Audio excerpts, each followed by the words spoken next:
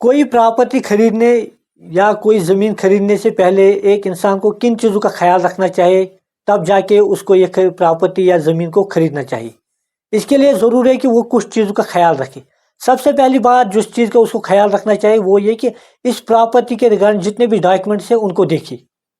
وہ جمع بندی ہو، وہ گرداواری ہو، اس کے علاوہ شجر نصب بھی ہو. جو پچھلے 20 سال کا جو ریکارڈ ہے اس کو دیکھنا چاہیے. ہم نے یہ دیکھا بہت سارے ٹائم پہ یہ ہوا کہ کوئی انسان کسی کو پراپرٹی کہہ رہا ہے میں آپ کو یہ زمین بیچ دوں گا، یہ میری پراپرٹی ہے، کل پتہ چلتا ہے اس کے نام پہ اس کے کاغذات ہی نہیں ہے. کبھی یہ بھی پتہ چل جاتا ہے کہ یہ پہلے ہی کسی دوسرے کو بھیجی گئی ہے. اس صورت میں یہی ہے کہ پہلے آپ اس کو ریونیو پیپر سے دیکھو، تب جا کے اس زمین کو خریدنے کے بارے میں سوچنا چاہیے.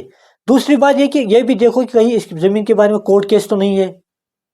یہ بھی دیکھو کہیں یہ زمین گروی تو نہیں ہے کہ اس زمین کے ریگارڈنگ کوئی لون تو نہیں نکالا گیا ہے. ان سبھی چیزوں کو دھیان میں رکھنے کے بعد ہی آپ کو سوچنا چاہیے کہ ہم اس زمین کو خریدیں یا نہیں خریدیں. دوسری بات جو میں نے عام دیکھی جو کورٹوں میں جو کیسز آتے ہیں وہ یہ کہ عام طور پہ جب کوئی کسی سے زمین خریدتا ہے تو وہ اس کے وہ رجسٹرڈ پیپرز نہیں بناتا ہے، وہ سیل ڈیڈ یا بائی نامہ نہیں بناتا ہے، بلکہ وہ ابھی ایگریمنٹ سیل ایگریمنٹ ہی بناتا ہے.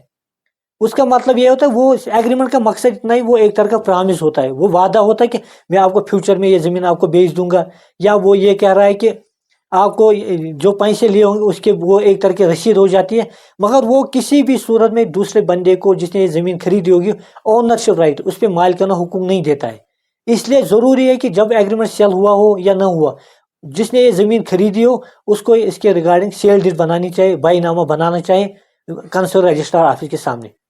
اس کے بعد اور ایک جو غلطی ہوتی ہے وہ یہ کہ جب کسی نے زمین خریدی پھر اس کا سیل ڈیڈ بھی بن گیا، بائی نامہ بھی بن گیا، مگر اس کے بعد اس نے اس پہ عمل درآمد نہیں کرایا، اس نے اس کے مطابق انتقالات نہیں بند کروائے.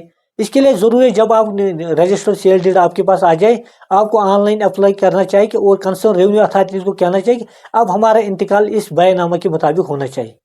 کبھی پتہ چلتا ہے 20 سال انہیں بائی نامہ گھر میں رکھا ہوتا ہے، پھر ان کو کل پرابلم ہو جاتی ہے.